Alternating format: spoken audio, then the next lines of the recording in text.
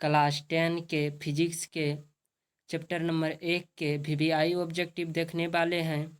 अगर आप एग्ज़ाम में चाहते हैं कि मेरा एक भी ऑब्जेक्टिव नहीं छूटे प्रकाश के परावर्तन एवं अपवर्तन से, तो आज की कक्षा को हम शुरू करते हैं और आप इस कक्षा को देखने के लिए आप अंत तक बने रहें इस चैनल पर।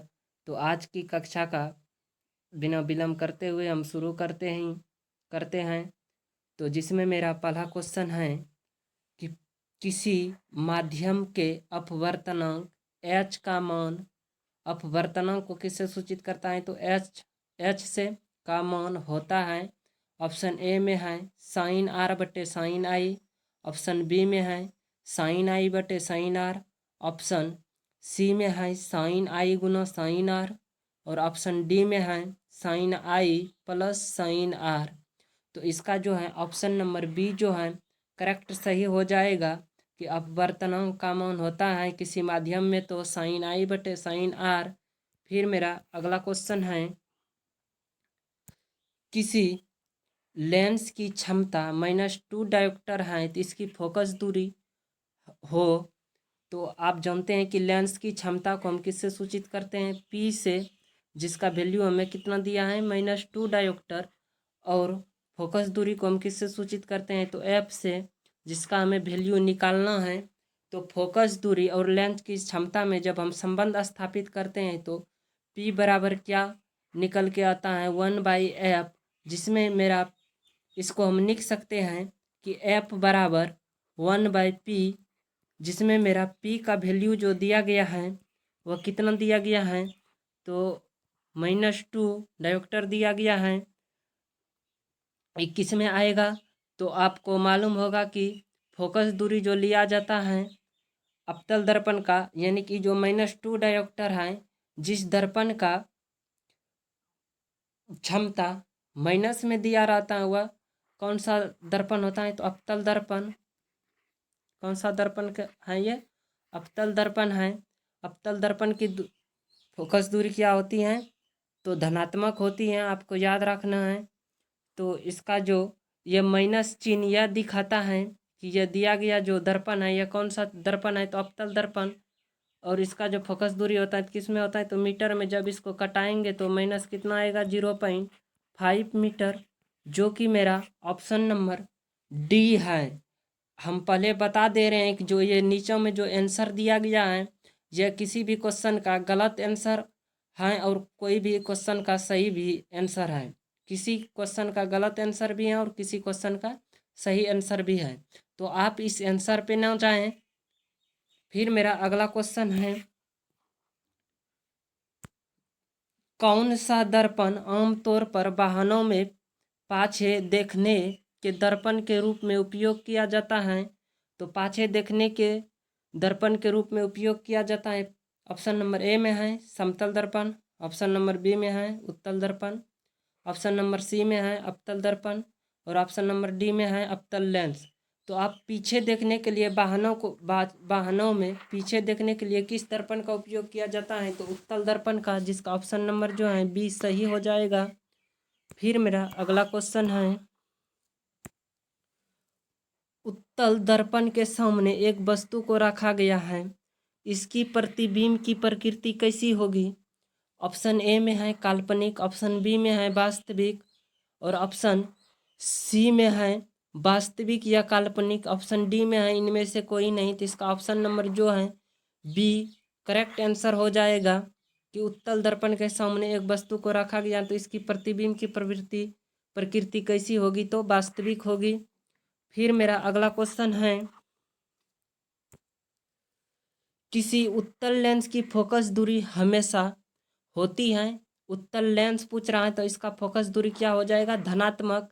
अगर आपसे पूछता कि अवतल लेंस की फोकस दूरी होती है तो आप आंसर देते कि इसका जो फोकस दूरी होता है वो क्या होता है, ऋणात्मक होता है। अवतल लेंस की फोकस दूरी ऋणात्मक और उत्तल लेंस की फोकस दूरी क्या होती है, धनात्मक। तो आपको याद रखना है। फिर मेरा अगला क्वेश्चन है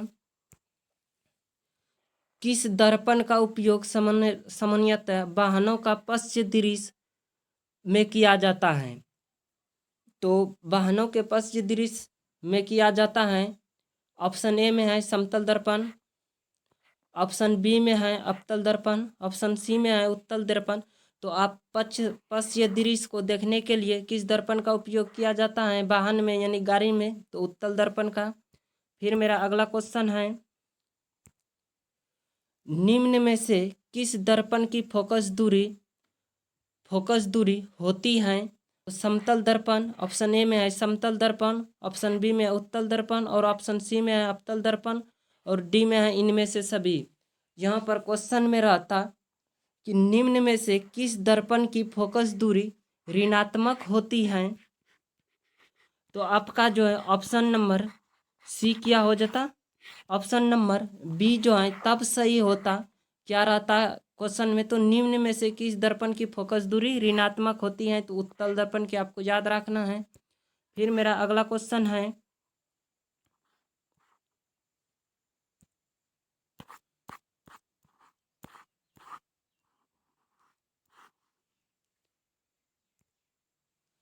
नई कार्तीय चिन्ह परिपाटी के अनुसार दर्पण के सामने रखे गए ब्रिंज की बीम दूरी ली जाती है। ऑप्शन ए में है धनात्मक, ऑप्शन बी में है कभी धनात्मक कभी ऋणात्मक, फिर ऑप्शन सी में है ऋणात्मक, फिर ऑप्शन डी में है इनमें से कोई नहीं। तो इसका जो करेक्ट आंसर हो जाएगा वह सी हो जाएगा, ऋणात्मक। फिर मेरा अगला क्वेश्चन है, किसी लेंस द्वारा उत्पन्न आवर्धन का एसआई मात्रक क्या है?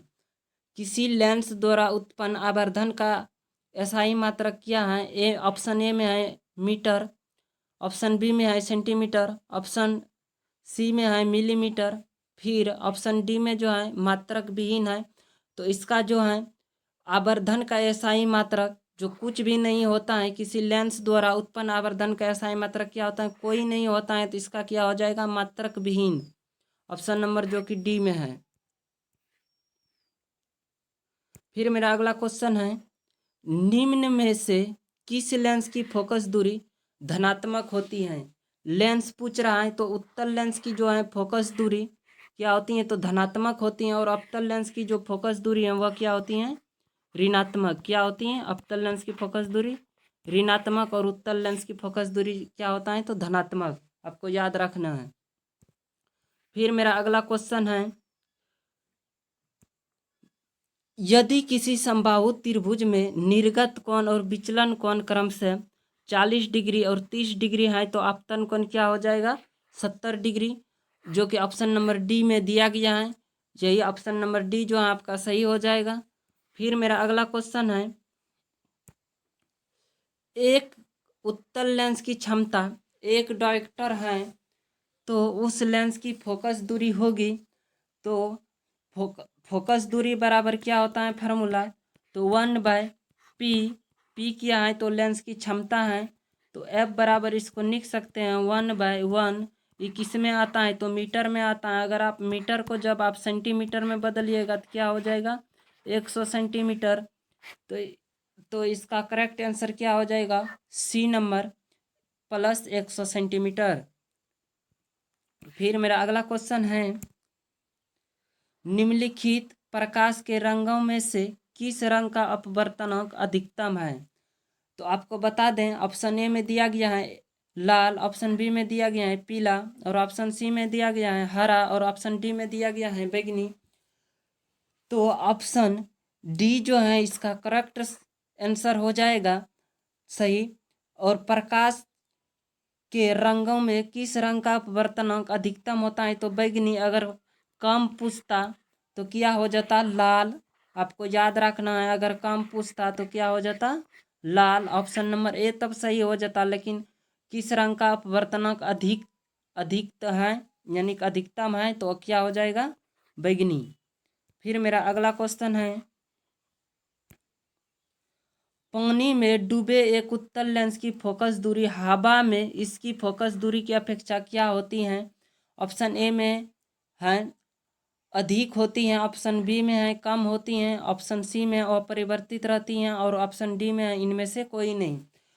तो पानी की अपेक्षा जो है हवा में फिर से क्वेश्चन को पढ़ लेते हैं। पानी में डूबे एक उत्तल लेंस की फोकस दूरी हवा में इसकी फोकस दूरी की अपेक्षा क्या होती है? तो कम होती है। ऑप्शन नंबर जो कि बी सही हो जाएगा। फिर मेरा अगला क्वेश्चन है, निम्नलिखित में से कौन उत्तल दर्पण की फोकस दूरी है जिसका वक्रता त्रिज्या 32 सेंटीमीटर है? तो वक्रता त्रिज्या कितना है? 32 सेंटीमीटर है। तो वक्रता त्रिज्या जो होती है वो फोकस दूरी का क्या होता है? दुगुना। एफ बराबर आर बराबर क्या होता है? 2F। तो हमें फोकस दूरी निकालना है तो F बराबर लिख सकते हैं R/2। अगर वक्रता त्रिज्या 32 सेंटीमीटर है तो जब इसमें 32 में 2 से भाग देंगे तो कितना आ जाएगा? 16 सेंटीमीटर। कितना आ जाएगा? 16 सेंटीमीटर। तो इसका करेक्ट हो जाएगा 16 सेंटीमीटर प्लस का 16 सेंटीमीटर। फिर मेरा अगला क्वेश्चन है, कौन सा लेंस अपसारी लेंस भी कहलाता है? तो ऑप्शन ए में है अवतल लेंस, ऑप्शन बी में है उत्तल लेंस, ऑप्शन सी में ए एवं बी लेंस दोनों, और ऑप्शन डी में है इनमें से कोई नहीं। तो उत्तल लेंस को जो है अपसारी लेंस कहा जाता है। किस लेंस को? उत्तल लेंस को अपसारी लेंस कहा जाता है।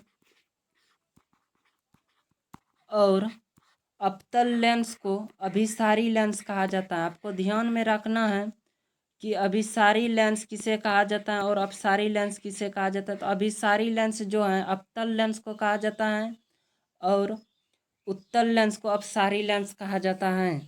फिर मेरा अगला क्वेश्चन है, दंत विशेषज्ञ किस दर्पण का उपयोग मरीजों के दांतों का बड़ा प्रतिबिंब देखने के लिए करता है? ऑप्शन ए में है समतल दर्पण, ऑप्शन बी में है अवतल दर्पण, ऑप्शन सी में है उत्तल दर्पण और ऑप्शन डी में है इनमें सभी। तो दंत विशेषज्ञ के द्वारा जो मरीजों के दांतों को बड़ा प्रतिबिंब देखने के लिए जो उपयोग किया जाता है वो अवतल दर्पण का किया जाता है, जो कि आपका ऑप्शन नंबर बी करेक्ट सही है। फिर मेरा अगला क्वेश्चन है, गोलीय दर्पण के परावर्तक पृष्ठ की वृत्ताकार सीमा रेखा का व्यास कहलाता है। ऑप्शन ए में है मुख्य फोकस, ऑप्शन बी में है वक्रता त्रिज्या और ऑप्शन सी में है प्रधान अक्ष और ऑप्शन डी में है गोलीय दर्पण। तो इसका जो सही आंसर हो जाएगा वह ऑप्शन डी हो जाएगा। गोलीय दर्पण का द्वारक उसका क्या कहलाता है? तो सीमा का व्यास कहलाता है। गोलीय दर्पण का जो द्वारक होता है उस सीमा का क्या कहलाता है? व्यास। फिर मेरा अगला क्वेश्चन है, किसी शब्दकोश के छोटे अक्षर को पढ़ने के लिए आप निम्नलिखित में कौन सा लेंस पसंद करेंगे? ऑप्शन ए में है 5 सेंटीमीटर फोकस दूरी का एक अवतल लेंस, ऑप्शन बी में है 5 सेंटीमीटर फोकस दूरी का एक उत्तल लेंस, ऑप्शन सी में है 50 सेंटीमीटर फोकस दूरी का एक अवतल लेंस और ऑप्शन डी में है 50 सेंटीमीटर फोकस दूरी का एक उत्तल लेंस। तो इसका जो करेक्ट आंसर हो जाएगा वह बी नंबर सही हो जाएगा, 5 सेंटीमीटर फोकस दूरी का एक उत्तल लेंस। फिर मेरा अगला क्वेश्चन है, एक प्रयोग में अवतल दर्पण द्वारा किसी बिंब का प्रतिबिंब पर्दे पर प्राप्त किया जाता है। दर्पण की फोकस दूरी को निर्धारित करने के लिए प्रयोगकर्ता को मापने की जरूरत है। ऑप्शन ए में है दर्पण तथा पर्दा के बीच की दूरी, ऑप्शन बी में है दर्पण तथा बिंब के बीच की दूरी, ऑप्शन सी में है ए और बी दोनों और ऑप्शन डी में है इनमें से कोई नहीं। तो ऑप्शन नंबर इसका जो है बी करेक्ट सही हो जाएगा, दर्पण तथा बिंब के बीच की दूरी का। फिर मेरा अगला क्वेश्चन है, अवतल दर्पण की फोकस दूरी उसकी वक्रता त्रिज्या की होती है। ऑप्शन ए में है दुगुनी, ऑप्शन बी में है आधी, ऑप्शन सी में है चौथाई और ऑप्शन डी में है बराबर। तो इसका जो अवतल दर्पण की फोकस दूरी जो होती है उसकी वक्रता त्रिज्या की क्या होती है? तो आधी होती है। आपको ऑप्शन में याद रखना है आंसर में। फिर मेरा अगला क्वेश्चन है, प्रतिबिंब का आकार हमेशा वस्तु के बराबर है तो दर्पण होगा। ऑप्शन ए में उत्तल, ऑप्शन बी में है अपतल, ऑप्शन सी में है समतल और ऑप्शन डी में है समतल या उत्तल। तो इसका जो है करेक्ट आंसर ऑप्शन सी हो जाएगा, समतल दर्पण। फिर मेरा अगला क्वेश्चन है, लेंस में मुख्य फोकस की संख्याएं कितनी होती हैं। ऑप्शन ए में है 2, ऑप्शन बी में है 1 और ऑप्शन सी में है 3 और ऑप्शन डी में है कोई नहीं। तो लेंस में जो है मुख्य फोकस की संख्या कितने होते हैं, तो 2 होते हैं, जो कि ऑप्शन नंबर ए आपका क्या है, सही है। फिर मेरा अगला क्वेश्चन है, सर्च लाइट का परावर्तक सतह होता है। ऑप्शन ए में है उत्तल, ऑप्शन बी में अपतल और ऑप्शन सी में है समतल और ऑप्शन डी में कोई नहीं। तो इसका जो है क्या हो जाएगा, अपतल, जो कि ऑप्शन नंबर बी में है। सर्च लाइट का परावर्तक सतह होता है तो कैसा होता है, अपतल। फिर मेरा अगला क्वेश्चन है, प्रकाश की किरण गमन करती हैं एक सीधी रेखा में, टेढ़ी रेखा में, किसी भी दिशा में, इनमें से कोई नहीं। तो इसका ऑप्शन नंबर जो है ए सही हो जाएगा, सीधी रेखा में। फिर मेरा अगला क्वेश्चन है, परावर्तन के नियम से निर्धारित होता है। ऑप्शन ए में है अपतन कोण बराबर परावर्तन कोण, ऑप्शन बी में है परावर्तन कोण बराबर अपवर्तन कोण, फिर ऑप्शन सी में है अपतन कोण बराबर विचलन कोण और ऑप्शन डी में जो है इनमें से कोई नहीं। तो इसका आंसर ऑप्शन नंबर ए हो जाएगा, अपतन कोण बराबर क्या, परावर्तन कोण। फिर मेरा अगला क्वेश्चन है, प्रकाश के अपवर्तन के कितने नियम हैं। ऑप्शन ए में है 1, ऑप्शन बी में है 2, ऑप्शन सी में है 3 और ऑप्शन डी में है 4। तो प्रकाश के अपवर्तन के कितने नियम होते हैं, तो 2, ऑप्शन नंबर जो कि बी सही है। फिर मेरा अगला क्वेश्चन है, किसी बिंब का अपतल दर्पण द्वारा बना प्रतिबिंब आभासी तथा सीधा पाया गया है, वस्तु की स्थिति कहाँ होनी चाहिए। वस्तु की स्थिति कहाँ होनी चाहिए। ऑप्शन नंबर ए में है वक्रता केंद्र पर, ऑप्शन नंबर बी में है मुख्य फोकस तथा वक्रता केंद्र के बीच, ऑप्शन नंबर सी में है वक्रता केंद्र से परे, ऑप्शन नंबर डी में है दर्पण ध्रुव तथा मुख्य फोकस के बीच। तो ऑप्शन नंबर डी जो है इसका करेक्ट सही आंसर हो जाएगा, दर्पण के ध्रुव तथा मुख्य फोकस के बीच। फिर मेरा अगला क्वेश्चन है, एक उगल लेस होता है सभी जगह समान मोटाई का। ऑप्शन बी में है बीच की अपेक्षा किनारे पर मोटा, ऑप्शन सी में है किनारे की अपेक्षा बीच में मोटा, ऑप्शन डी में है जो इनमें से कोई नहीं। तो इसका ऑप्शन नंबर सी जो है बिल्कुल करेक्ट सही आंसर हो जाएगा, किनारे की अपेक्षा बीच में मोटा। फिर मेरा अगला क्वेश्चन है, 1 मीटर वाले उत्तल लेंस की क्षमता होती है। 1 मीटर वाले उत्तल लेंस की क्षमता आपसे क्या पूछ रहा है, पी पूछ रहा है और एफ क्या दिया गया है, 1 मीटर दिया गया है। तो पी बराबर क्या होता है, तो 1/f। तो 1/f के बदले में हम रख सकते हैं 1, एफ का मान कितना है 1 मीटर। तो ये मीटर में है, जब 1 में 1 से भाग देंगे तो 1 आएगा, 1 मीटर। लेकिन आप सॉरी फ्रेंड्स, क्षमता को हम किससे सूचित करते हैं, तो डी से। ये कितना हो जाएगा 1 डायोप्टर प्लस का कितना 1 डायोप्टर, जो कि ऑप्शन नंबर आपका क्या है, बी सही है। तो आज की कक्षा को हम यहीं पर समाप्त करते हैं और आगे जो भी क्वेश्चन बचे हैं हम उसे अगली कक्षा में देख लेंगे। अगर मेरे वीडियो आपको पसंद आए तो हमें लाइक शेयर और कमेंट ज़रूर करें। अगर किसी भी क्वेश्चन में आपको डाउट हैं तो उस क्वेश्चन को हमें कमेंट बॉक्स में लिखकर ज़रूर बताएं। तो आज की कक्षा को हम यहीं पर समाप्त करते हैं, आगे मिलते हैं अगली